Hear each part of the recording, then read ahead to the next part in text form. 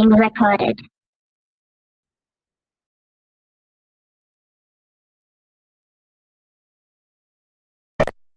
Relationships is your thing.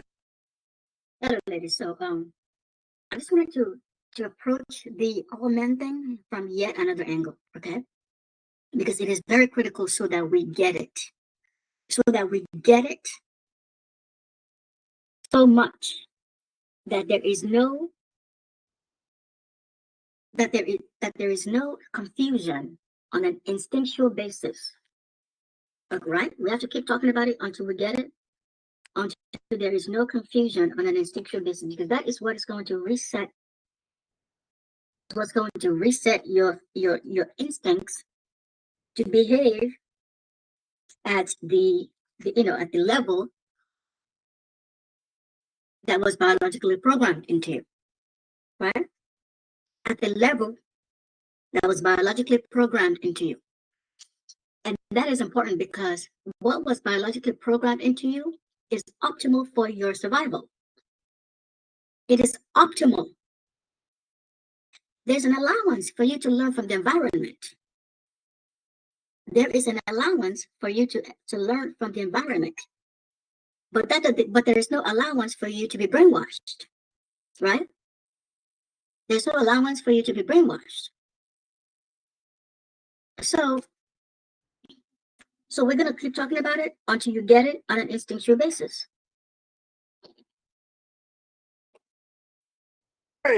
Because that's the first fucking thing you ask. Well, if you like them so much.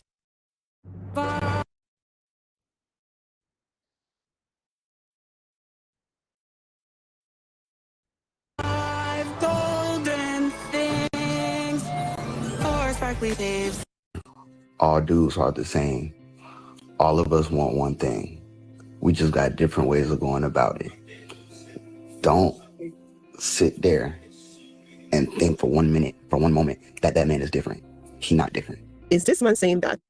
So he's saying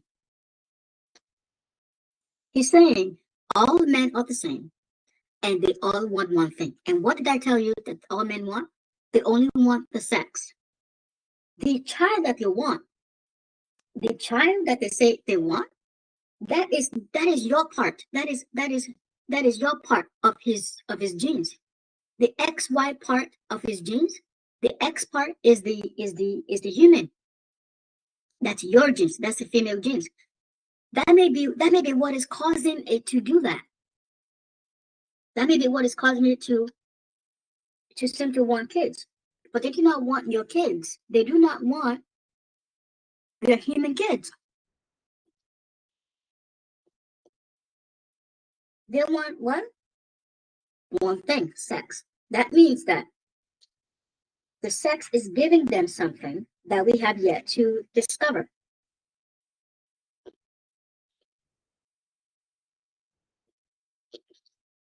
But you best believe we are going to discover it. They want to hide it because they would know, because they know that once we know what it is, it would be impossible for them to claim that they're human. Right? That's why they're hiding it.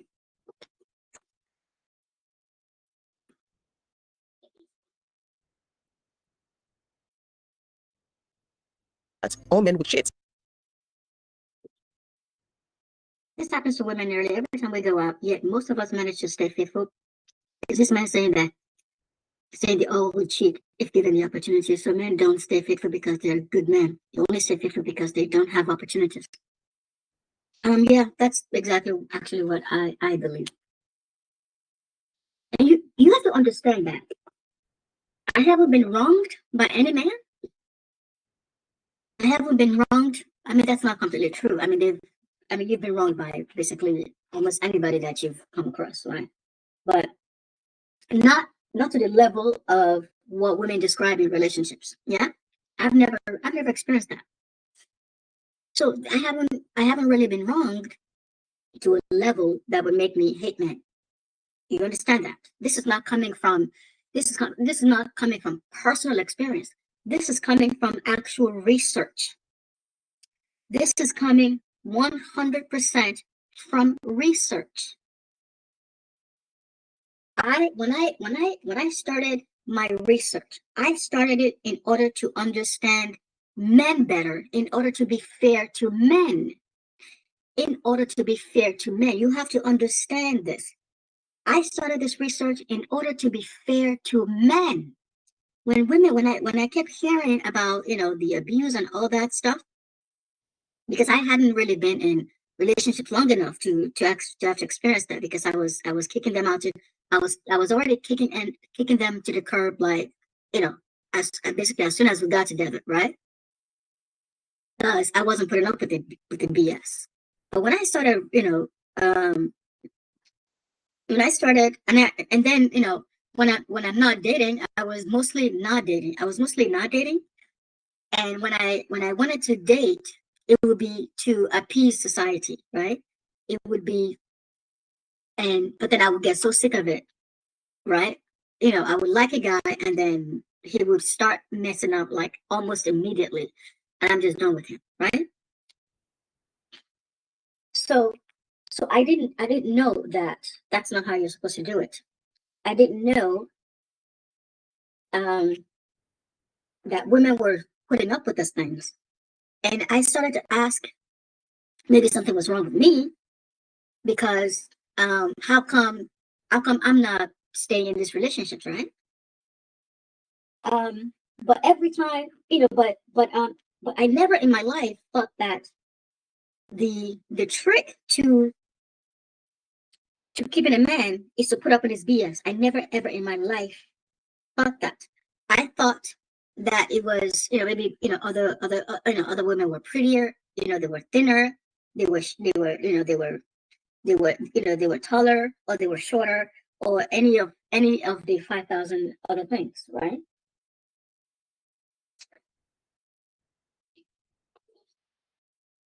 So I didn't know that women were putting up with the abuse. So when I started hearing that was happening, actually, where I started it was the Black community, which is, you know, I feel like, even though I'm African, my soul is Black, so I feel more at home with the Black community, but than the African community, really. And so I started hearing from Black women about all this relationship stuff, and I kept trying to justify it with the Black women that, oh, the men must have a reason that they're doing that, right? You know, there must be this reason, there must be that reason. And so I kind of, went to the men, to the Black men themselves, right? And I started asking them questions. But the questions that they were asked, you know, they were answering, it wasn't really,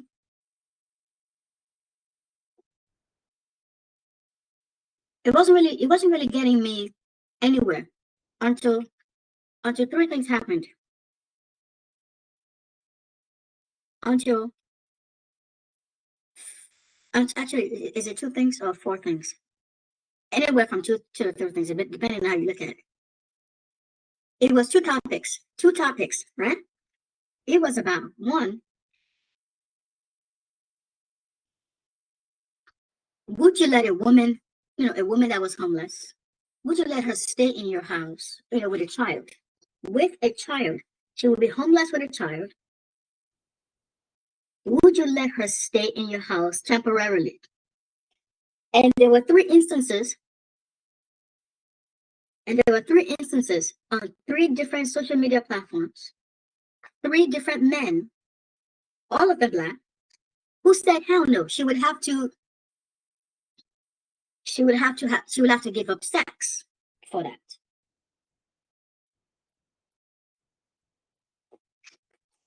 That confused me. Actually, it was two of them said she would have to give up sex, and one of them said, hell no. And that confused me, because that to me was a no-brainer. That to me was a no-brainer. And each of the times that I read those comments, had me popping off. They had me popping off on those men. But those were when I realized that they were, excuse me, those were before I realized that they were they were a clue into something bigger. Because when you first meet when I first read the first comment, I thought that it was an isolated case, right? Second comment, I thought that that was an isolated case too. And they were like months apart, several months apart, right?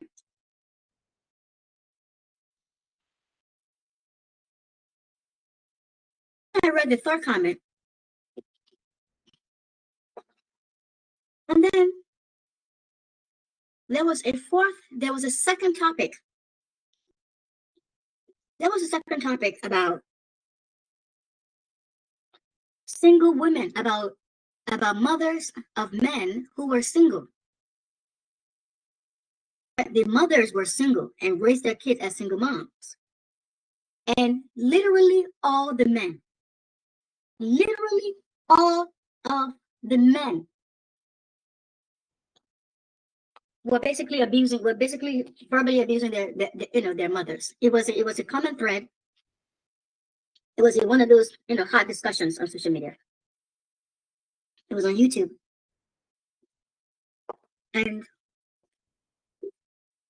every single one, again black men, okay, every single one of them, not a single word of appreciation, not a single word of, man, my mom really tried. Not a single word. Just abject lambasting. My mom, she shouldn't have been a single mother. She shouldn't have opened her legs. Oh no, she didn't care for me enough. Caring for a child isn't enough. You have to make sure to give the child everything to optimize his life and all these things. And that pissed me off so much. Because I actually had a problem with my mom. I was one of those. I was one of those kids who I thought my mom should have done this, my mom should have done that.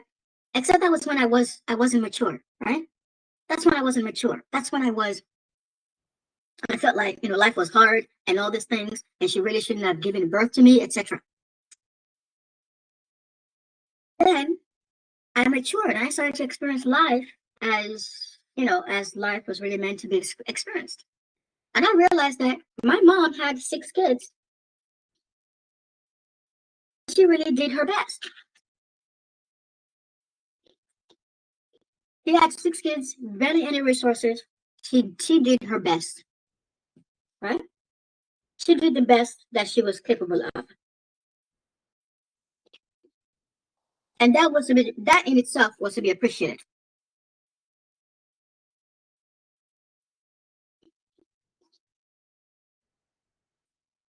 Even though we didn't get along, I had to appreciate her for that.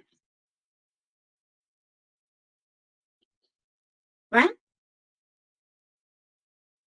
But these men, they made me realize that even though I had thought about this appreciating my mom years before that, these men made me realize how much of a jerk I was to my mom. Made me realize how much of a creep, of a disgusting roach I was to my mom for having had that thought. It made me realize how silly and stupid and ridiculous and shitty I was.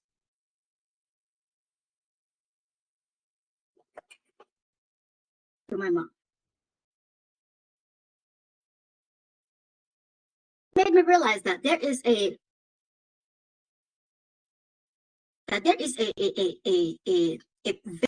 that the way things were set up for women is to dissuade them from being single, is to dissuade them from having partners, is to dissuade them from, dissuade them from being single mothers. But the reason you would need to be dissuaded would be because that's not your natural state. The reason you would need to be dissuaded from it is because singleness is your natural state, right? Because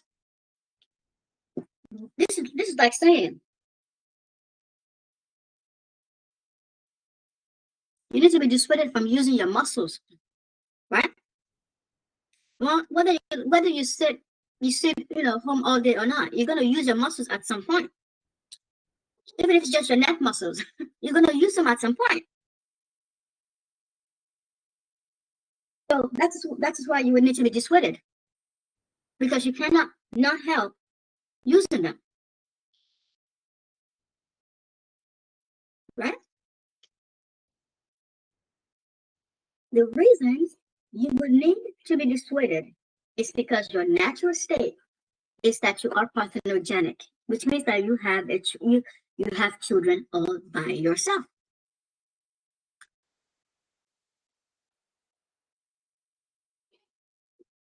But let's go back to the story. So it got me really asking questions. Those 4 incidents of the three men talking about a single mother with with a baby who was homeless, right? And the men talking about their single moms were trash, were this, were that. That's what got me researching this. What got me into this game to research what the heck is actually going on with relationships. And I did that by asking more questions of the men, right? So what happened if this happened? What happened about this one? Well, what about this situation? What about that situation? Well, how come your dad wasn't involved? How come this didn't happen? Well, what would happen if this happened? And every single time, it was abject tomfoolery. It was abject tomfoolery. One of the other things that had me popping off was how they say, I don't know, there was a topic about women keeping children from their dads, right? And the men kept saying the child was 50-50, that they had the child 50-50. Now, on the surface level, if you understand the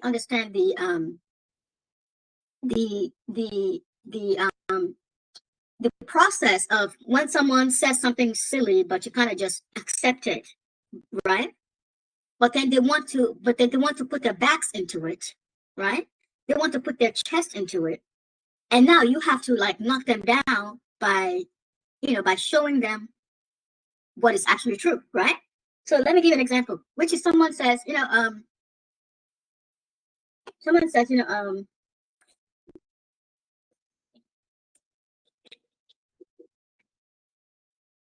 I did, we did a group, there was a group assignment, right? And someone says, but it wasn't done equally. And someone says, yeah, yeah, we did that project really well. Yeah, we did that project really well. And you're like, okay, sure. And then they go with, no, right? We both did that project, right? We did it, didn't we? And then you have to come up with, no, I couldn't reach you 99% of the time. I did that project really well. Kind of like that, yeah? Because when when you kind of let things slide and they want to put their chest into it, now you have to now tell them the truth. You have to now get them to realize what the truth is, right? And that was one of the things that actually got me researching how pregnancy works. And to me, the logic of pregnancy just isn't there. Without even doing the research at all, right? The logic simply wasn't there. I can accept that, yeah, it's 50-50 based on just the genes, right? But when you actually look at the actual, the actual what it takes to actually make a child, it's not no 50-50, right? It isn't 50-50. What do you mean? You carried a child, you did not. Are they trying to say that you carrying the child is not an actual contribution? Are they trying to say that? Are they trying to say that? And that's basically what they're saying. It's not trying to say, that's what they're saying. They're saying that you carrying the child, that didn't matter. Your contribution to carrying the child, that didn't matter. Right? But then, so I actually started, so that was what got me to actually start researching how a child actually happens. Right? And when I was doing that research, I found something that made my head blow. What I found was that the size of the egg to the sperm,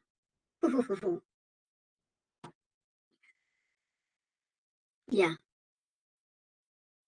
that made my head turn around like like Chucky, like Bride of Chucky. The size of the egg to the sperm is 10,000. The last time I checked was 10,000. I mean, I thought it was a million,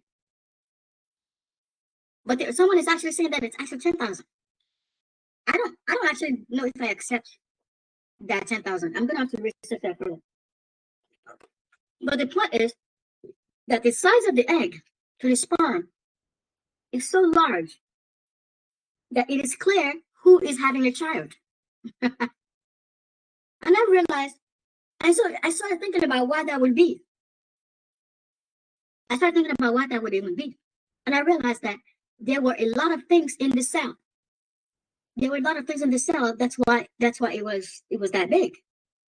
But then I started to think about my biological education. And I realized that, wait, the egg cell is just like a normal cell. So there's nothing really actually special about it, except for the fact that it is an unspecialized cell. Yeah, there's nothing actually really special about it, except that it is an unspecialized cell and it does meiosis. And after that, outside of that, it does literally everything every other cell does. Huh? Oh, it has everything. Not does everything. It does. It doesn't actually do everything every other cell does because it's unspecialized. And the cells in the body need to be specialized in order to carry out the tasks. It doesn't actually do everything, but it has the potential to. So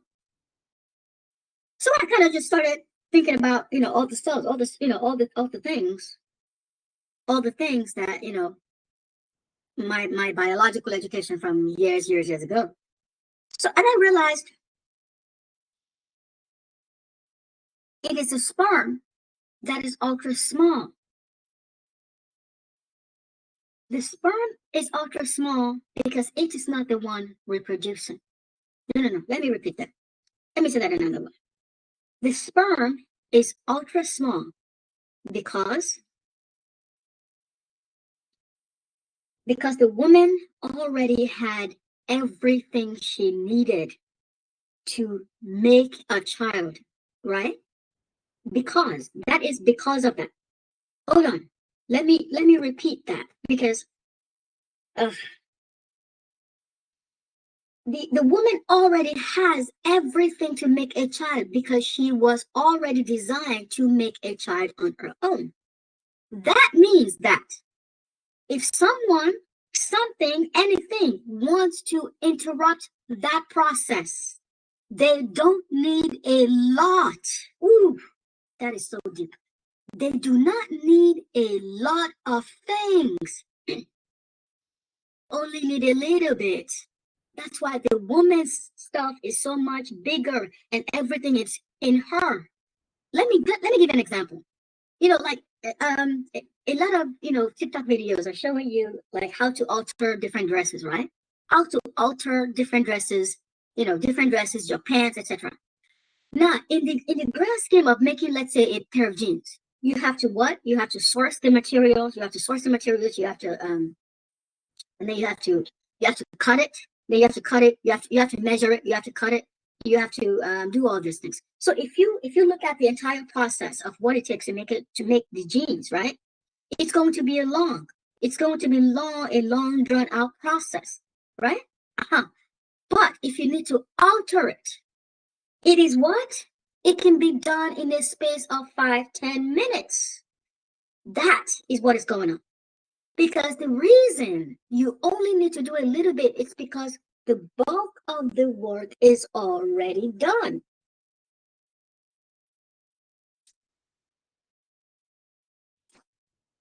I'll be right back.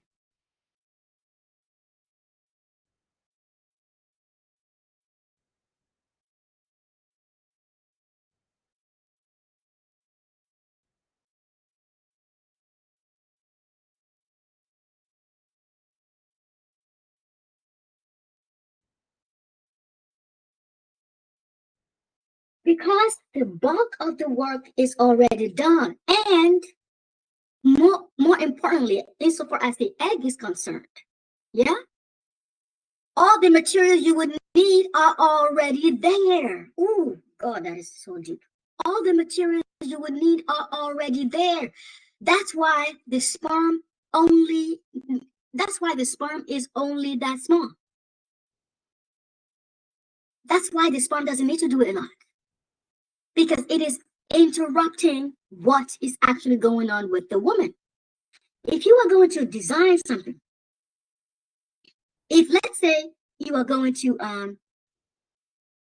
make those, the same pair of jeans from scratch, right? And there are two of you who need to do it.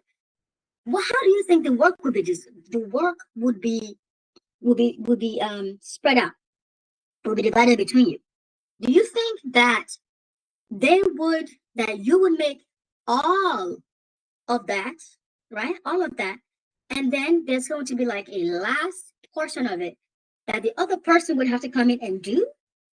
Or would you share the work equally? Let me tell you something. There is a natural law at play here.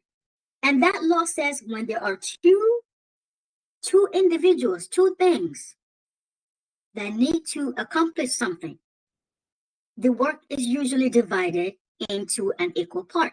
The work is usually divided into an equal part. That means that if God really created man and woman, if God really created man and woman to do this thing, yeah, they would have had equal parts. Repeat that. If God really created man and woman, and that was the only option, right? That was the original option, which is that it takes two. They would have equal parts. Now, the Bible told us that the man was made first. The man was made first. Now, let me tell you something. Let me ask you, because something else just came up for me right now. Something else just came up from me. We can look at this the way it would have been done, or the way they told us that it was done. Right. So let's look at the way that they told us that it was done. Okay. If the man was made, right, and then you later needed a woman to come in and be his partner, and they needed to procreate together. Yeah. It will have been made based on how the man system was already designed. Right? And it will have been made so that, again, there is a 50-50, there is a 50-50 sharing of what it takes to make a child. And that would not be 50-50 of what it takes to raise a child, but what it takes to make a child. It would be both. It would be 50-50 of what it takes to make a child and what it takes to raise a child. It would be 50-50. It would be 50-50. Yeah? That's how they told us that it was, that is based on how they told us it was done. But how it really should have gone was that when Adam was made, because they're telling us that Adam was made first. Yeah? Adam was made first. And when Adam was made first, there was no thought of procreation. There was no thought of, needing a woman, needing a partner. There was no thought of, making babies. None of that. Which means he would not even have a penis. He would not even have a sperm. Oh God, Jesus Christ. Did I just debunk another part of the Bible? I mean, that happens like almost on a daily now. He would not even have a penis. He would not have a sperm. Do you understand? Let me repeat that. Based on how they're saying the origin story happened, Adam would not have a penis, nor would he have a sperm.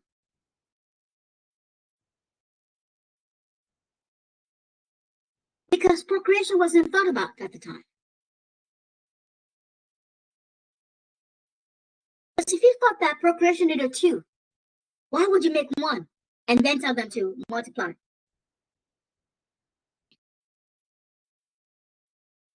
Actually, I have a Bible. I have a Bible app on my phone. Okay, so let's check it out. The Genesis story. Okay, let's check that out.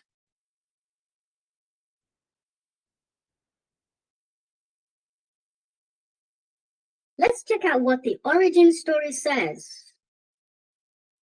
How Adam was made. In the beginning, God created the heavens and the earth, blah, blah, blah, blah, blah.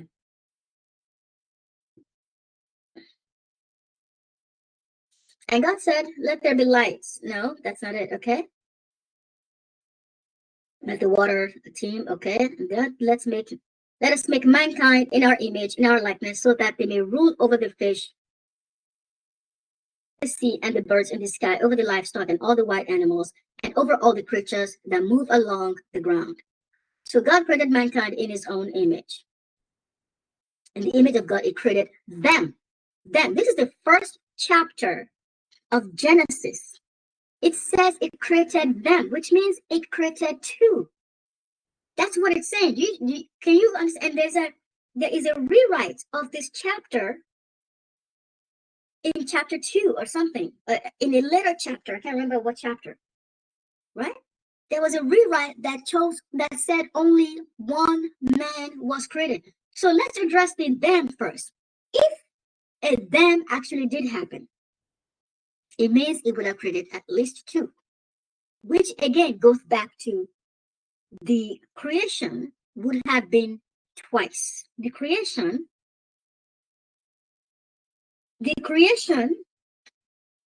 of the system of making babies would have been a shared duty, would have been shared equally.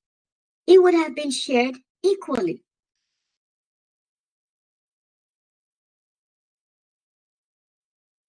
It would have been shared equally. And this is telling us that they made more than one. God made more than one, supposedly. Yeah? Let's go to the second chapter that said something different.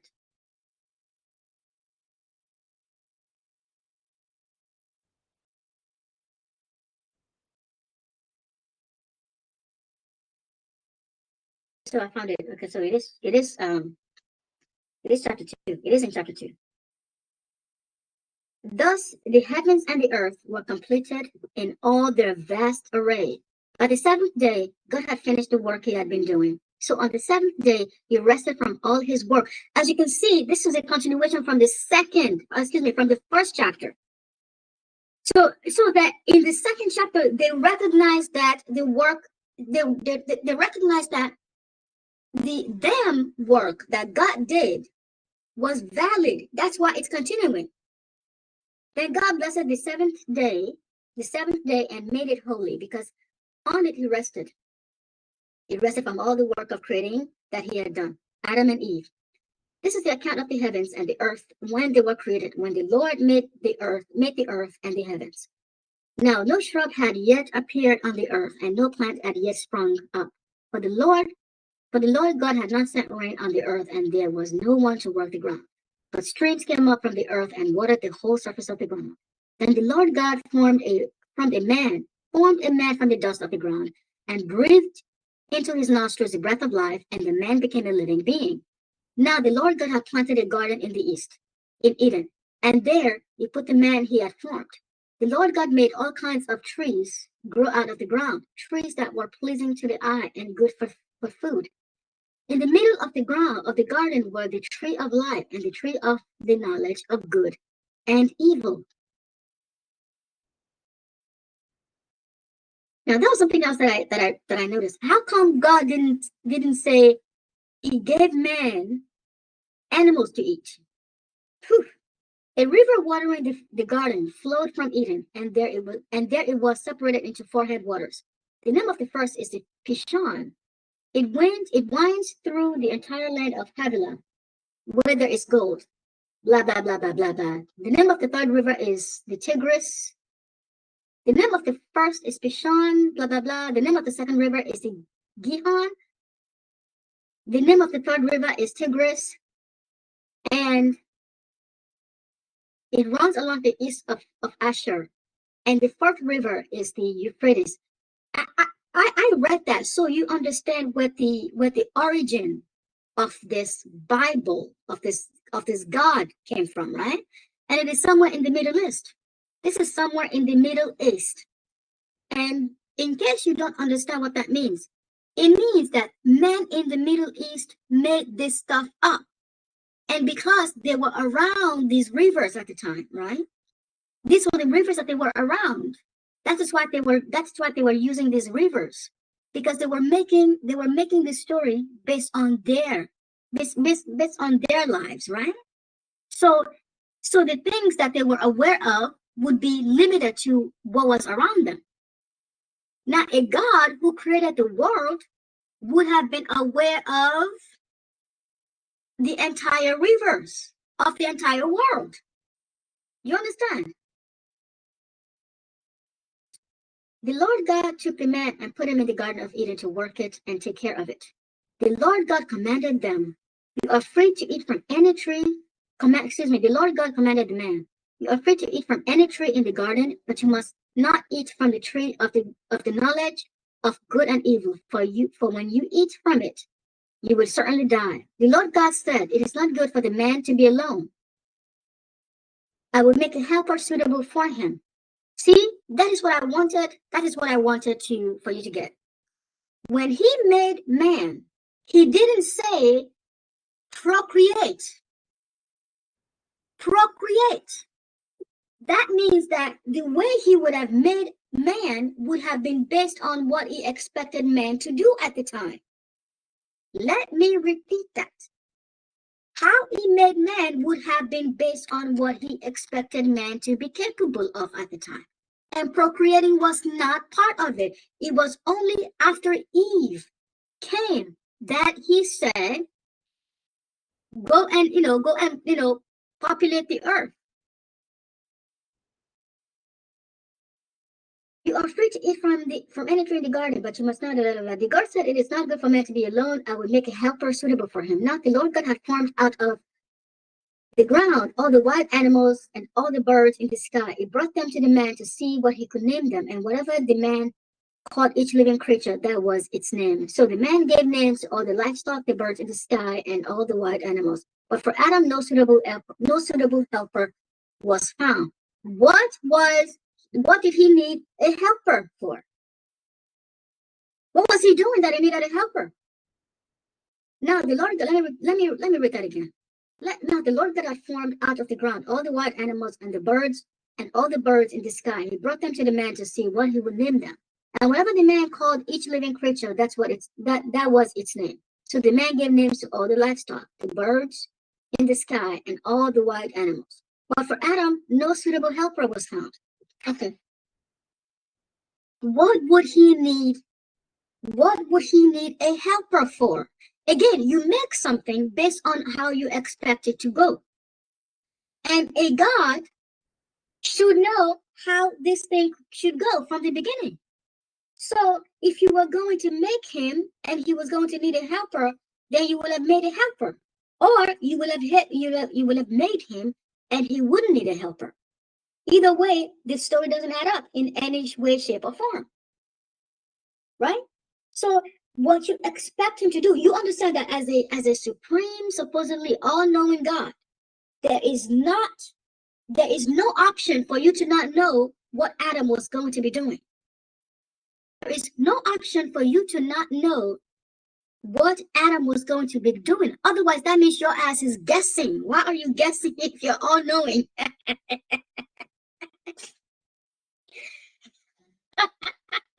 I be on this God's ass. Why are you guessing? Why are you guessing? So anyway, that was the point. So let's look at when he made Eve. So the Lord God caused the man to fall into a deep sleep. While he was sleeping, he took one of the man's ribs and then closed up the place with flesh. Okay. Then the Lord God made a woman from the rib he had taken out of the man, and he brought her to the man.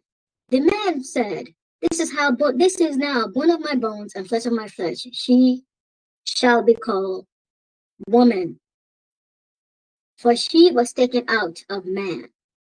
That is why a man leaves his father and, they made this nonsense up. That is why a man leaves his father and mother and is united to his wife. That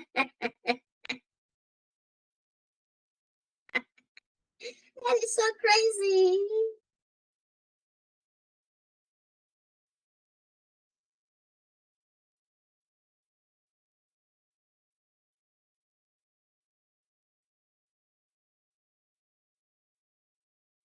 Oh, what? Okay, let me look up where it says multiply.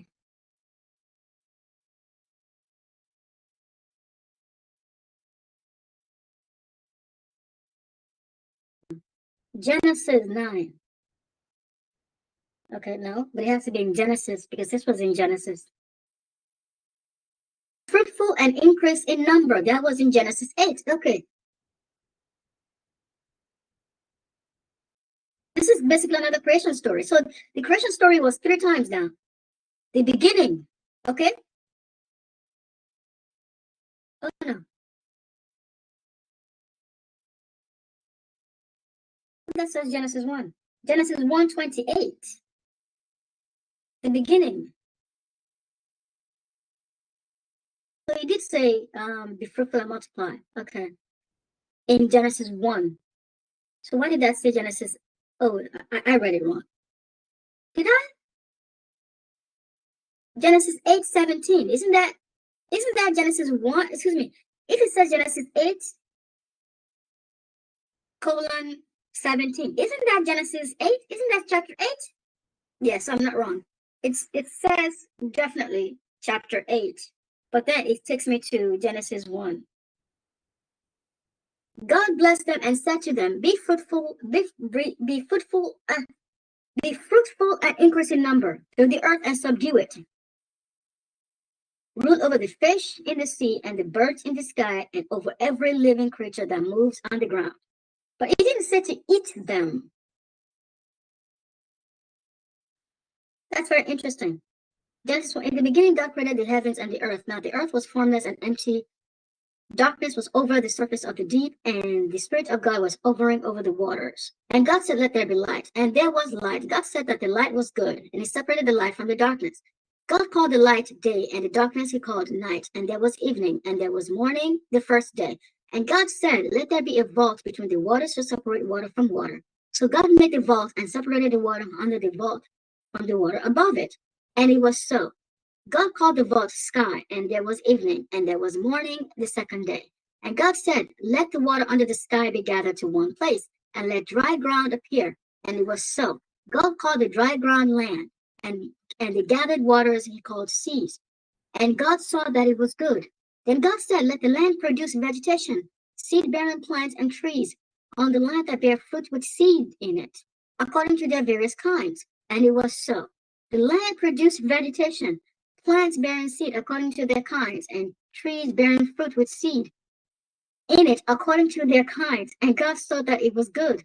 And there was evening, and there was morning the third day. And God said, let there be lights in the vault of the sky to separate the day from the night, and let them serve as signs to mark sacred times, days and years, and let them be lights. And let them be lights in the vault of the sky to give light on the earth. And it was so. God made two great lights, the great light to govern, etc. Blah blah blah blah blah blah.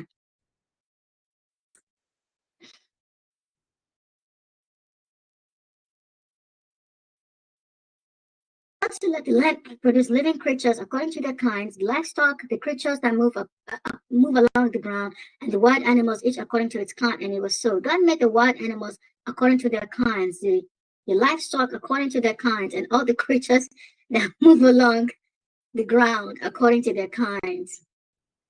And God saw that it was good. The reason I'm laughing is because I realize, like every time I read this, read Genesis, I keep finding new ways where this could not have happened as it was said.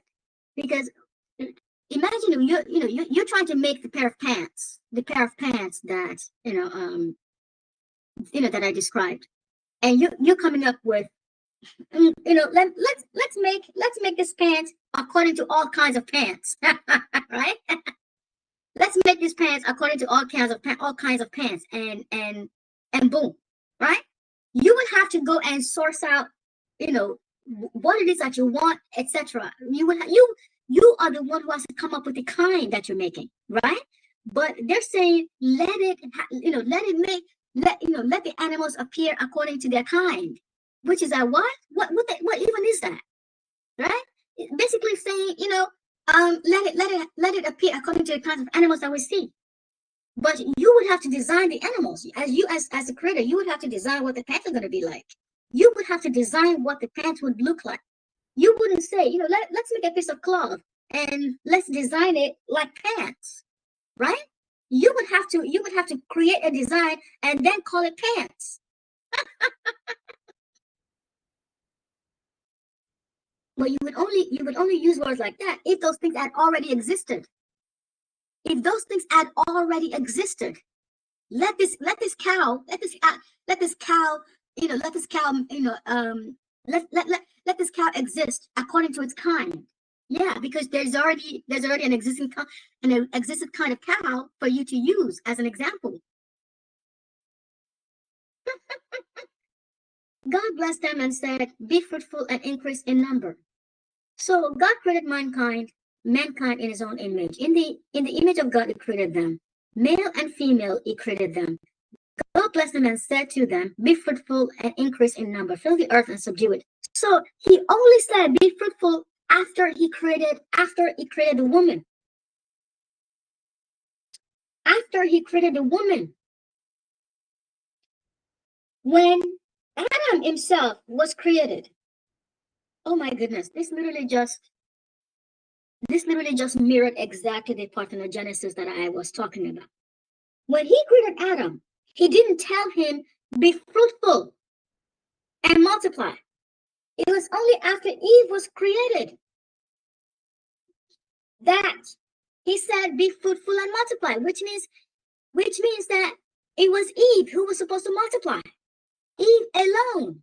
Let me repeat that. In the first version that I just read, right? That then led to be fruitful and multiply. He first had to create they worded in a way that said that at least two were made, which means that before, which means that He only said to multiply after Eve was already made. But then in the next example, right, in the next chapter, where they describe that only Adam was made, He didn't say, "Be fruitful and multiply," because Adam could not multiply anything, because only Eve does. Ooh, which would exactly be parthenogenic. Because again, the way it would work is that when you make Adam, you could not have made Adam with the intent for him to multiply. Therefore, you would not have put in him the ability to multiply anything. I'll be right back.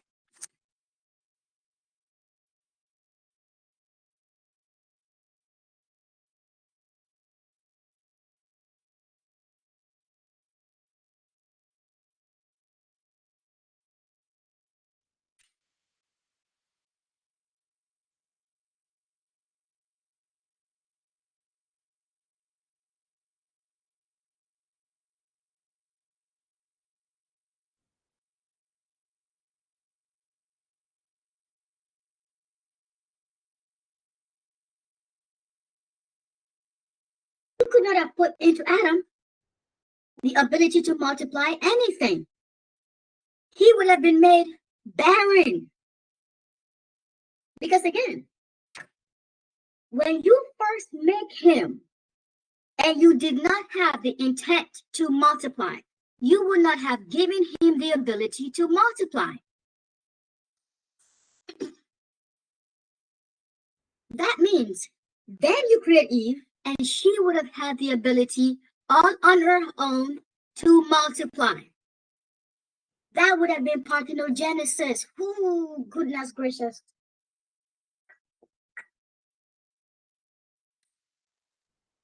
Every time I read the Genesis, I find more lies. The way they described those two chapters, both support a scenario that multiplying only came after Eve was created, not Adam. So they gave us a scenario where both of them were created, right? So it would be like, oh yeah, you were talking about them. But when they talked about just Adam being created, there was no such thing about being multiplied. And without the intent for him to multiply, you would not have made in him the ability to multiply. Which means only Eve would have been given the ability to multiply.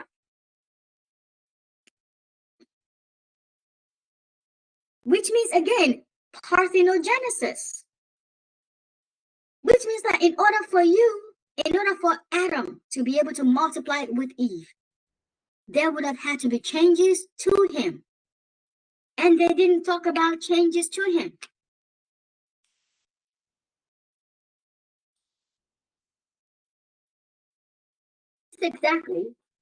Which is exactly why the story of the Bible fails. The story of the Bible fails because I had realized that it needed evolution. It needed evolution for what we are witnessing today to have happened. I had realized that it could not have been part of the original plan. Evolution needed to have happened. And they missed a fact that you would need to go back and edit Adam's system in order for him to be able to procreate with Eve. Because his original design, being that there was a lack of intent for him to multiply, being that there was a lack of intent for multiplication, he would not have had the ability to multiply. That means you would have had, so for him to now be able to do it, you would have had to go back and edit him.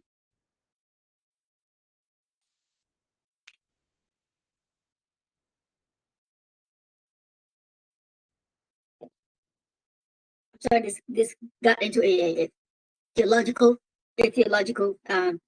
lesson, but that is just to prove to you the Bible is just not real. What actually is real is the biological aspect of it. What is real is the biological aspect of it. And but the same process of thought is how biology would have done it. The woman would have had to come first. The woman would have to come first. And only she would be able to multiply. Only she would be able to multiply. That is why the man's sperm only needed to do a little bit. That is why the man's sperm only needed to be so much smaller than the egg. So let's go back to the story that I was actually the original story, which was how all of this happened, how I got into this space, right? So when I was reviewing how the embryogenesis happens, right? How a baby gets made. That's when I discovered that the egg is already carrying so much more weight. That means that the woman is bringing together not just, the 50-50 genes that they're talking about, but she's already bringing in 10,000 times the body weight that the male is bringing. 10,000 times. I actually think that it's more than that.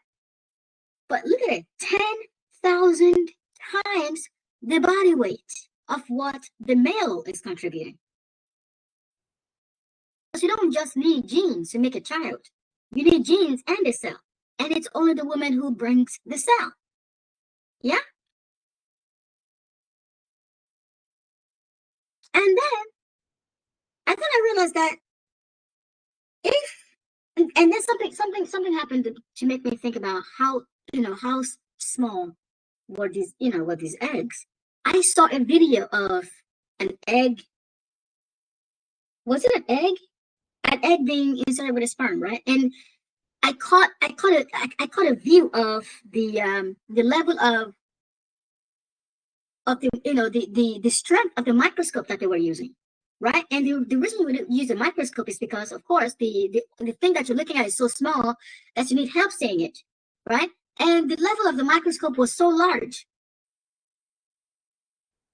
And it occurred to me that if that is the start, if that is what is that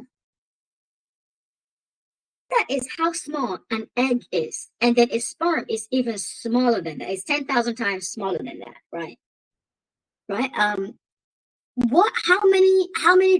many cells would it take to actually make a whole person, to actually make what amounts to the size of a baby appear?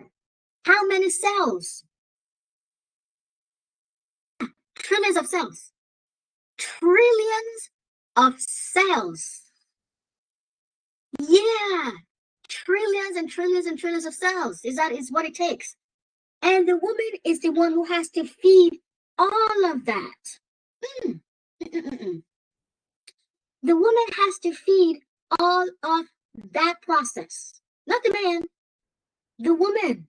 So she has to continue to work. She has to continue to work. Her body has to continue to work, doing all of that. And they want you to believe that none of that counts. That for you to make a baby out of something that is quite literally invisible, that's not you doing something. If given the same opportunity.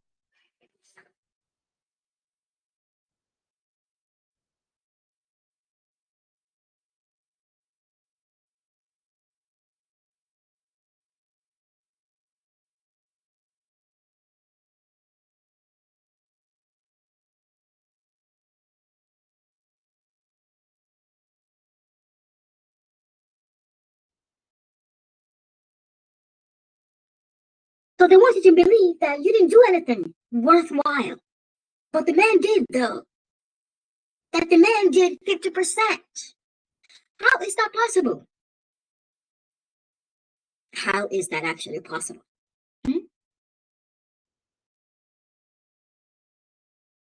And so that's what got me to realize that something was wrong with these males. That something was actually literally wrong with these males.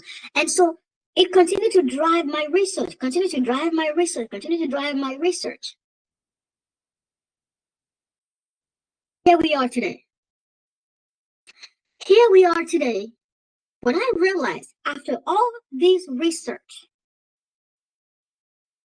that the existence of males is diabolical. It's diabolical evil. Yes, the very existence of males is diabolical evil.